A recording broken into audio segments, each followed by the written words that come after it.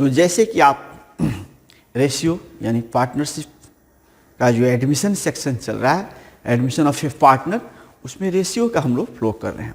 Ratio में हम लोग ए का ए का बी और ए का सी क्वेश्चन भी देख चुके हैं, और कल हम लोग दो का ए भी देखे थे। जिससे 2 का ए में हम लोग कुछ पहले की अपेक्षा परिवर्तन हुआ था। तो निश्चित तौर से आज जो क्वेश्चन होगा 2 का मतलब बी होना चाहिए, लेकिन 2 का बी आज नहीं करेंगे क्योंकि वह थोड़ा अलग बेस का क्वेश्चन है। इसलिए हम लोग इस सारे क्वेश्चन को पढ़ना है, लेकिन थोड़ा सा बेस अलग है, इसलिए रोक देते हैं। हो सकता है कल परसों भी इसका वीडियो आपके सामने आएगा। जैसे आज हम देखेंगे 3 का ए। 3 का ए जो क्वेश्चन है वह 3 के ए, 3 के बी और 3 के सी, यानी तीनों एक ही टाइप का क्वेश्चन है। इसलिए आज 3 का ए अगर बनाते हैं तो निश्चित से 2 क्वेश्चन आपसे बनने का संभावना ज़्यादा हो जाएगा। अब जैसे यहाँ देखेंगे कि हमारे बोर्ड पर एक उदाहरण लेते हैं कि ए है और बी है और न्यू पार्टनर सी है। जैसे 5 रुपये इसके पास था और 3 रुपया इसके पास था। क्लियर? यही रेशियो है, 5 इसका है और 3 इसका है। और नया साझेदार जो सी है आया है, उसको कुछ ना कुछ तो हिस्सा चाहिए, तभी तो फॉर्म में आ रहा है ना। तो सी का हिस्सा मान लेते हैं कि 2 रुपया चाहिए। सपोज 2 रुपया चाहिए। कितना चाहिए बटन में छोड़ देते, सिंपल पहले क्वेश्चन का फॉर्मेट समझ लेंगे ना, तो निश्चित से बनाना हर सवाल आसान हो जाता है। इसीलिए जब भी अकाउंटेंसी की क्लास आप लेते हैं या करते हैं तो फॉर्मल उसका एक ही तरीका है सीखने का कि उसको अपने लाइफ का यूज समझ कर पढ़िएगा, तब जाकर समझिएगा। लाइफ का जो वर्क है उसमें उसको डाइवर्ट कीजिए, समझ आने लगेगा। जैसे मान लेते कि ए के पास 5 रुपया है, सपोज है। अब बी के पास 3 रुपया है। क्लियर? ये दोनों इस तरह का हिस्सा बांटकर पुराने साझेदार के तौर पर अपना काम फॉर्म में कर रहे थे। सी कोई आया नया पार्टनर और सी को चाहिए 2 रुपया। सी को चाहिए 2 रुपया। तो निश्चित रूप से सी को जब 2 रुपया चाहिए तो सी दोनों से ले सकता है और एक से भी ले सकता है। जैसे ये 2 पार्टनर था और एक पार्टनर जो है कह रहा है कि सी को हम रखेंगे फॉर्म में और बी कह रहा है कि हम फॉर्म में नहीं रखेंगे। क्लियर? तो ये कहा कि ठीक है हम रख रहे हैं, अपने हिस्से में से उसको दे देंगे। तो सी कहा कोई दिक्कत नहीं है, आप रखिए, हम अपने हिस्से में से उसको कुछ नहीं देंगे। यानी कहने का मतलब है कि बी जो 3 रुपया कमा रहा था और नया में भी 3 रुपया वो कमाएगा। अब ये 2 रुपये इसको लेना है कि बी अपने हिसाब से दे रहा है, इसलिए ए का नया निकालना हो, ए का नया निकालना है तो 5 में से 2 को जैसे लेस कीजिएगा 3 रुपया। ये 3 रुपया जो है ए का नया हो गया। अच्छा, इसका नया ऑलरेडी दिया है और जो बी पार्टनर है ये कह रहा है कि हम अपने हिस्से में से कुछ भी सेक्रीफाइस नहीं करेंगे। जैसे मान लीजिए आप 2 आदमी रूम पार्टनर हैं, 2 आदमी रूम में रह रहे हैं, आप लोग 5 रोटी यानी 5 रोटी पकाए हैं और हिस्सेदारी उसमें ऐसे लग रहा है कि 8 रोटी पकाए हैं, 8 रोटी पकाए हैं और 8 रोटी में 5 हिस्सा, 5 को रोटी ए को मिल रहा है और बी को 3। यही नियम है, कुछ भी हो सकता है ज़्यादा पैसा ए लगाया होगा, कम लगाया होगा। इसी तरह का सिस्टम था कि 5 को रोटी ए खाएगा और 3 को रोटी बी खाएगा। ये सिलसिला चालू था और नया साझेदार सी आ रहा है, तो सी को हम लोग पार्टनरशिप में रूम में रखना चाह रहे हैं। तो वहाँ कुछ कंडीशन नहीं है, तो दोनों अपने अपने हिसाब से देता है। इसको 2 रोटी इसको चाहिए, इसको 2 रोटी चाहिए, लेकिन यहाँ पर शर्त लगाया है बी कि हम अपने रोटी में से सी को कुछ नहीं देंगे। तो भाई सी को तो चाहिए तभी तो पार्टनर रहेगा। ये कह रहा है हम अपने हिस्से में से दे देते हैं, इसको अपने रूम में रहेगा। तो ठीक है, तो यहाँ पर जब 5 रोटी खाता था, इसको 2 रोटी दे देगा तो इसका नया 3 हो जाएगा। इसका नया मालूम है और इसका नया क्या होगा, इसका पुराना भी 3 था और नया भी 3 था। यानी कहा जा सकता है कि इसका हिस्सा ज्यों का त्यों रह गया। यानी अपने हिस्से में से कुछ भी सेक्रीफाइस नहीं किया, कुछ भी त्याग नहीं किया, तो इसका हिस्सा ज्यों का त्यों रह गया। इसी तरह का ये मैथ जो नेक्स्ट मैथ हम लेकर चल रहे हैं, यानी 2 का बी हम नेक्स्ट वीडियो में लेकर आएंगे। आज के वीडियो जो हम बना रहे हैं ये क्वेश्चन नंबर 3 का ए एसके सी राइटर बुक से पढ़ रहे हैं। हम लोग सिचुएशन को संभालेंगे क्योंकि सिचुएशन गवर्नमेंट के हिसाब से चलता है और गवर्नमेंट जो है अभी कोरोना के नाम पर क्लास को सस्पेंड कर दिया है, तो ऐसे ऑनलाइन क्लास से हम लोग काम चला रहे हैं। इसलिए जितने स्टूडेंट लाइव क्लास में, लाइव तो नहीं कहेंगे, इसको रिकॉर्डिंग क्लास कहेंगे, जितने लोग जुड़े हुए हैं ये निश्चित रूप से वीडियो को जब भी देखें एक शांत और एक कंटिन्यू में बैठ कर देखें। बहुत लंबी वीडियो हम आपको प्रोवाइड नहीं करें क्योंकि जो हम लोग आदत नहीं है बच्चे को ये क्लास लेना मोबाइल पर, वैसे में थोड़ा प्रॉब्लम होता है। अगर घर में आपके पास बड़ा सा LCD है, घर में अगर वाईफाई, सबके बच्चे को किसी घर में हो सकता है LCD है, अगर वाईफाई के कनेक्शन उससे जुड़ा है, एंड्रॉयड टीवी है, तो आप वहाँ भी यूट्यूब सर्च करके मेरे चैनल को वीडियो देख सकते हैं। जैसे कल एक बच्चा वैसे देखा तो भेजा तो हमको भी अच्छा लगा, चलो घर के टीवी पे भी चल सकता है क्लास, तो आप देख सकते हैं। चलिए क्वेश्चन नंबर 3 की एक तरफ चर्चा करते हैं। 3 के ए में क्या लिखा है आप देखें।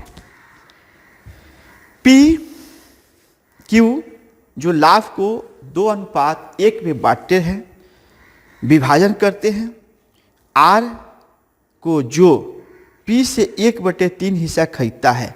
देखिए नया पार्टनर R आया है और उसको 1/3 हिस्सा चाहिए। पार्टनरशिप में कितना हिस्सा? 1/3 चाहिए और 1/3 चाहिए। वो 1/3 किससे चाहिए? वो P से चाहिए, वो P से चाहिए, वो P से चाहिए। और नए लाभ विभाजन अनुपात में गणना कीजिए। तो यहाँ पर जो चीज़ें हम लोग के पास आती है, यानी 2 पार्टनर है यहाँ पर 2 पार्टनर पहले से है P और Q, उसमें उनका अनुपात सवाल में दिया है, तो अनुपात सवाल में दिया है तो उसको बोर्ड पर लिखते हैं। देखिए ये सवाल सब जो होता है शॉर्ट टर्म में बहुत अच्छा सा क्वेश्चन होता है, एग्जाम के दृष्टि से बहुत इंपॉर्टेंट सब क्वेश्चन, इसी टाइप का क्वेश्चन एग्जाम में शॉर्ट फॉर्म में ज़्यादा लेता है। तो यहाँ लिख देते हैं कि 3 नंबर का क्वेश्चन जो बना है 3 का ए बन रहा है और यहाँ पर P ओल्ड पार्टनर है P और Q, यानी P तथा Q का ओल्ड रेशियो 2:1 दिया हुआ है, 2:1 दिया हुआ है। आप देख सकते हैं 2:1 दिया है। इसको ऐसे भी लिख सकते हैं 2/3 और 1/3 ले लिख सकते हैं। ये आपका अनुपात हो गया। अब यहाँ पर एक शर्त लिखा उसको पढ़ेंगे। नया साझेदार कौन आ रहा है? तो नया साझेदार R आ रहा है जो 1/3 हिस्सा चाहिए, यानी यहाँ पर लिखते हैं R का नया हिस्सा 1/3 है, जो R से प्राप्त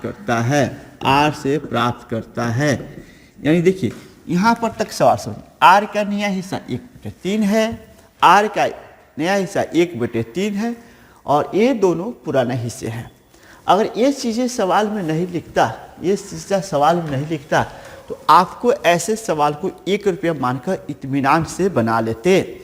लेकिन प्रेजेंटली वैसा कुछ बात नहीं है क्योंकि ये सवाल जो है पहले की अपेक्षा डिफरेंस किया गया है। इसमें भी दिया है ओल्ड पार्टनर का ओल्ड रेशियो दिया है, नया पार्टनर का न्यू रेशियो दिया है।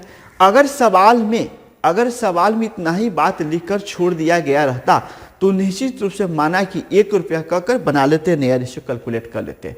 लेकिन ये सवाल थोड़ा सा गौर से आप किताब लेकर वीडियो देखेंगे तो ज़्यादा बेनिफिट होगा। ये ध्यान रखिएगा कोई भोजपुरी फिल्म नहीं है, कोई आपका कॉमेडियन गाना नहीं है, कि आपका कोई दर्दनाक गाना नहीं है कि आपका इस सॉन्ग को देख लीजिएगा तो समझ में आएगा। इसके लिए जब भी आप क्लास घर पर ले रहे हैं तो हेडफोन और ईयरफोन लगा कर पढ़ेंगे और किताब रखकर एक टेबल कुर्सी पर बैठ कर पढ़ेंगे, तब जाकर समझ में आएगा। नहीं तो बहाना बनाइएगा सर कि ऑनलाइन क्लास हमको नहीं समझ में आता कि आपने ऑनलाइन क्लास को सही ढंग से लिए नहीं है, सही ढंग से देखे नहीं है, इसलिए इस चीज़ को समझिए।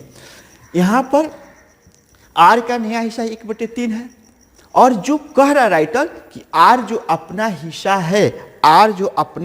है वो P से प्राप्त करेगा। लिख देते हैं R का हिस्सा P से मिलता है। देखिए यहाँ सवाल दिया R का हिस्सा P से मिलता है। मतलब निकल गया कि P और Q है तो R जो नया पार्टनर आ रहा है, वो कह रहा है हम P में से हिस्सा ले रहे हैं। मतलब निकल गया वो Q में से हिस्सा नहीं लिया, यानी R का हिस्सा P से मिलता है और वह Q से नहीं लेता है। यानी Q अपने हिस्से में से कुछ भी सेक्रीफाइस नहीं करता है। इसलिए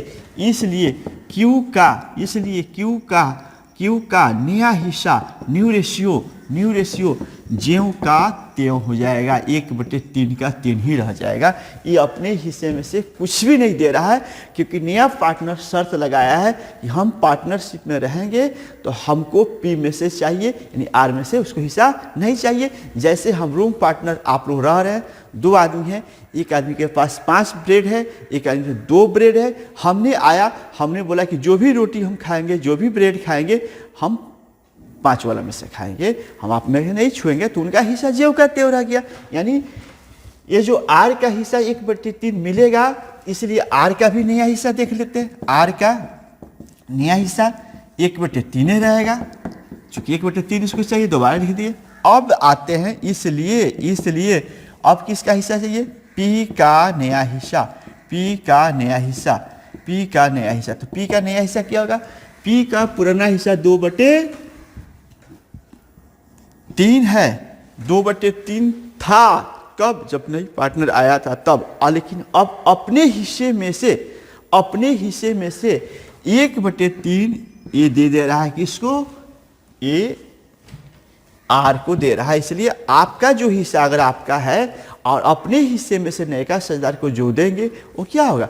घटेगा। जैसे आपके पास 5 रुपया है और अपने में से 2 रुपया छोड़ रहे हैं तो 2 रुपया घटाना होगा। तो इसका अपना हिस्सा 2/3 था और अपने में से 1/3 दे दिया, इसलिए इसको सोल्व कीजिएगा, 1/3 आएगा। यानी इसका भी 1/3 आया, इसका भी 1/3 आया, इसका भी 1/3 है। संयोग है कि सबका बराबर हिस्सा यहाँ पर निकल रहा है। इसलिए आएंगे P, Q तथा R का नया हिस्सा। तो यहाँ लिखिए 1/3, इसका भी आया है, इसका भी 1/3 आया है, इसका भी 1/3 आया है। आप चाहे तो 3 काट दे दें, इसका अनुपात हो जाएगा 1:1:1। जब नीचे बराबर हो तो आपस में सबको हटा दिया जा सकता है, या उसको फिर भी लिखिएगा तो 1/3 के फॉर्म में आ जाता है। तो ये ध्यान रखना है कि ऐसे में हम लोग यही समझ के चले कि 2 पार्टनर मौजूद था। जैसे एक बार सवाल को फिर देखेंगे, P और Q का ओल्ड रेशियो 2:1 है, या ऐसे फॉर्म में हमने लिख दिया। जो नया पार्टनर आया है R 1/3 हिस्सा के लिए आया है। अगर ये चीज़ इतना ही लिखता तो 1 रुपया मानकर जो पहले क्वेश्चन बनाए थे उसके आधार पर हम लोग उसको क्रिएट कर देते। लेकिन 1/3 हिस्सा किससे लेगा? तो R का हिस्सा P से मिलता है। यानी ये जो हिस्सा है, R को जो हिस्सा मिलेगा वो किससे लेगा? P से लेता है। यानी R अपना हिस्सा लिख देते हैं, R अपना हिस्सा